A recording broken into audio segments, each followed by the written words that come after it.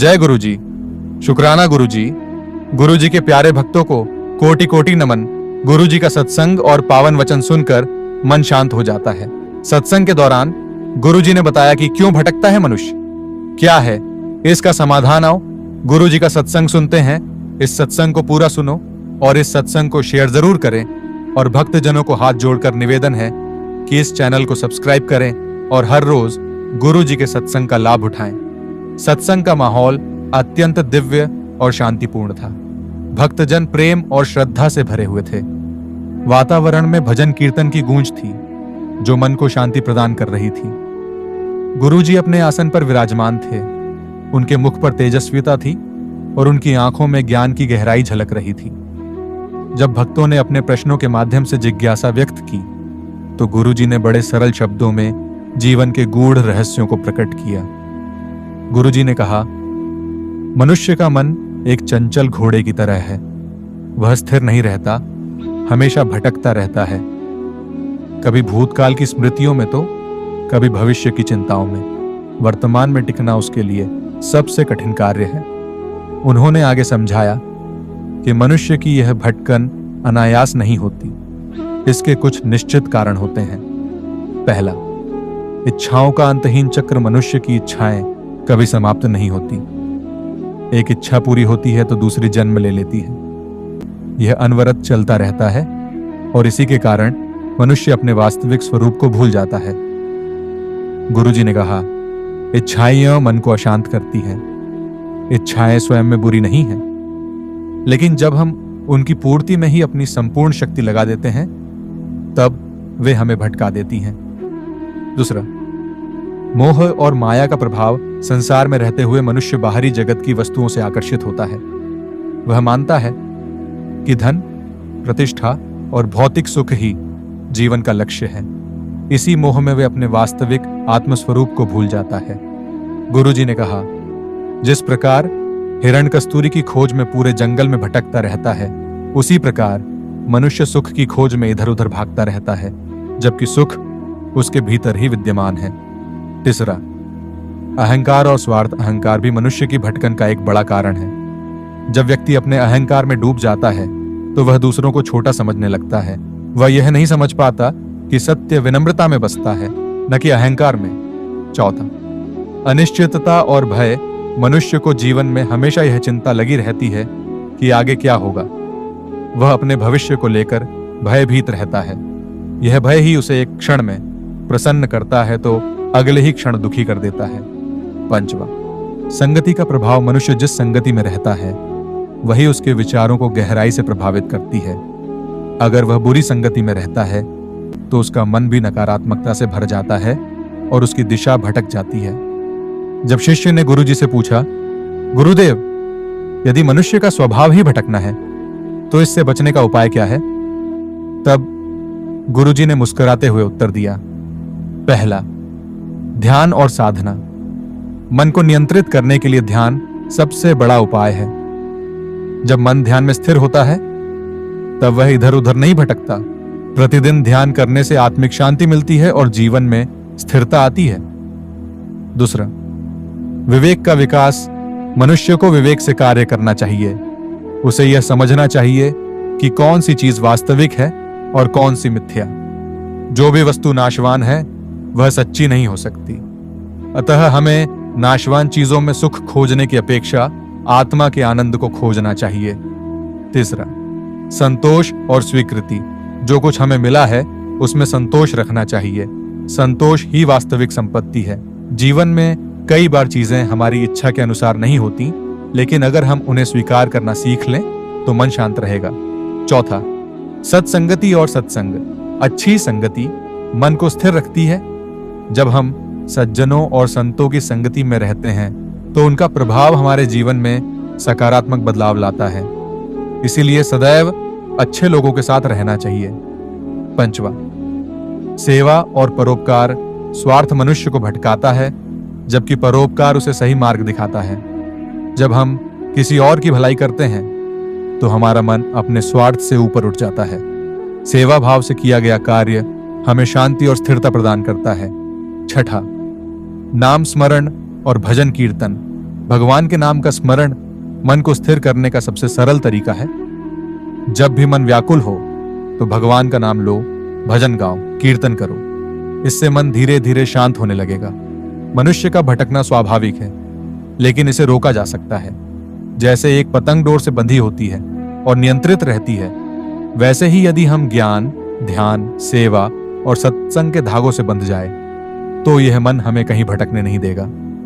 जीवन में सच्ची शांति तब मिलेगी जब हम आत्मज्ञान प्राप्त करेंगे और अपने भीतर बसे परमात्मा को पहचानेंगे। गुरु जी के ये वचन सुनकर सभी भक्तगण गदगद हो गए। उनकी आंखों में एक नया प्रकाश था और उनके मन में एक नई ऊर्जा। सत्संग का प्रभाव ऐसा था कि हर कोई अपने भीतर झांकने को विवश हो गया। भटकते मन को स्थिर करने के उपाय अब उनके सामने स्पष्ट थे। सत्संग के इस अगले सत्र में उन्होंने गहराई से समझाया कि आत्मज्ञान और स्थायी शांति प्राप्त करने के लिए कौन कौन से व्यावहारिक उपाय अपनाने चाहिए। सभी भक्तगण गुरु जी की बातों को ध्यानपूर्वक सुन रहे थे। गुरु जी के वचनों में ऐसी शक्ति थी कि हर कोई उनके विचारों में डूबता चला गया। उनके प्रवचन में न केवल आध्यात्मिक गहराई थी, बल्कि उन्होंने जीवन को सही दिशा देने के लिए कुछ व्यावहारिक सूत्र भी बताए। गुरु जी ने भक्तों की ओर देखते हुए कहा, भटकन केवल बाहरी नहीं होती, यह आंतरिक भी होती है। कभी कभी व्यक्ति बाहरी रूप से स्थिर दिखता है, लेकिन भीतर से अत्यंत अशांत रहता है। यह आंतरिक अशांति ही उसकी सबसे बड़ी समस्या है।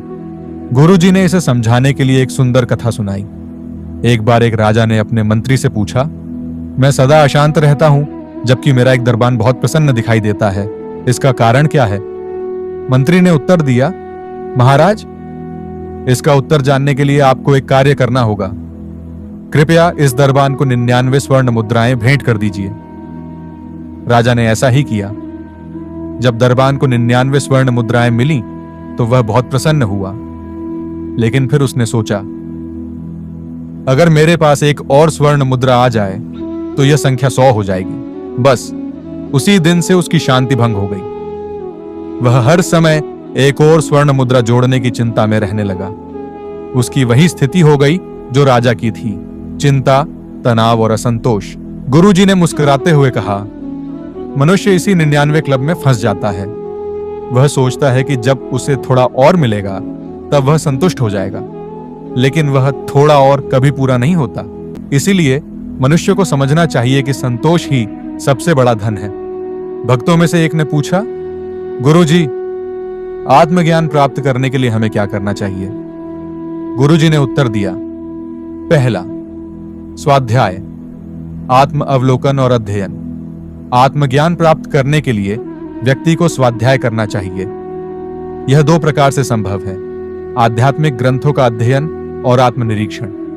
जब हम गीता, उपनिषद, वेद, रामायण और अन्य शास्त्रों का अध्ययन करते हैं तो हमें समझ में आता है कि हमारा वास्तविक स्वरूप आत्मा है, न कि यह नाशवान शरीर। आत्मनिरीक्षण का अर्थ है स्वयं के भीतर झांकना। दिन भर में जो कुछ भी हमने किया उसे देखना और समझना कि हमने कहां गलत किया, कहां सही। यह हमें सही मार्ग पर चलने के लिए प्रेरित करता है। दूसरा, ध्यान और एकाग्रता। गुरुजी ने बताया, ध्यान आत्मज्ञान का सबसे महत्वपूर्ण साधन है। जब तक मन शांत नहीं होगा तब तक ज्ञान नहीं मिलेगा। उन्होंने समझाया कि ध्यान करने के कई तरीके हैं। सांसों पर ध्यान। जब भी मन भटके अपनी सांसों को गहराई से महसूस करें, इससे मन धीरे धीरे स्थिर होने लगेगा। नाम स्मरण। जब हम किसी भी पवित्र मंत्र या भगवान के नाम का जप करते हैं तो हमारे विचार धीरे धीरे नियंत्रित होने लगते हैं। दृष्टि को नियंत्रित करना। बाहरी दुनिया से ध्यान हटाकर जब हम अपने भीतर झांकते हैं तब हमें वास्तविक सत्य का आभास होता है। तीसरा, सेवा और परोपकार। गुरुजी ने कहा, सेवा से बढ़कर कोई साधना नहीं। जब हम निस्वार्थ भाव से सेवा करते हैं तो हमारी भटकन समाप्त हो जाती है। सेवा मनुष्य को अहंकार से मुक्त करती है और उसे वास्तविक सुख का अनुभव कराती है। उन्होंने बताया कि सेवा 3 स्तरों पर हो सकती है। पहली, शरीर से सेवा, किसी जरूरतमंद की सहायता करना, भूखों को भोजन कराना, बीमारों की देखभाल करना। दूसरी, वाणी से सेवा, दूसरों को प्रोत्साहित करना, सत्य वचन बोलना, मधुरता और प्रेम से बात करना। तीसरी, मन से सेवा, सबके कल्याण की प्रार्थना करना, किसी के लिए बुरा ना सोचना और सभी के सुख की कामना करना। गुरु के बिना ज्ञान संभव नहीं। गुरु ही वह दीपक है जो अज्ञान के अंधकार को मिटाकर सत्य का प्रकाश देता है। जब हम गुरु की कृपा प्राप्त करते हैं तो हमारी भटकन समाप्त हो जाती है और हमें जीवन का वास्तविक मार्ग मिल जाता है। सत्संग का महत्व भी अत्यंत अधिक है। जब हम संतों और महापुरुषों के साथ बैठते हैं, उनके विचार सुनते हैं, तो हमारा मन धीरे धीरे निर्मल होने लगता है। गुरुजी ने बताया कि संतोष ही सच्ची संपत्ति है। जिसे संतोष मिल गया उसे सब कुछ मिल गया। जो व्यक्ति परिस्थितियों को जैसी है वैसी ही स्वीकार कर लेता है, वह कभी दुखी नहीं होता। उन्होंने एक और कहानी सुनाई। एक साधु थे जिनका कोई स्थायी निवास नहीं था।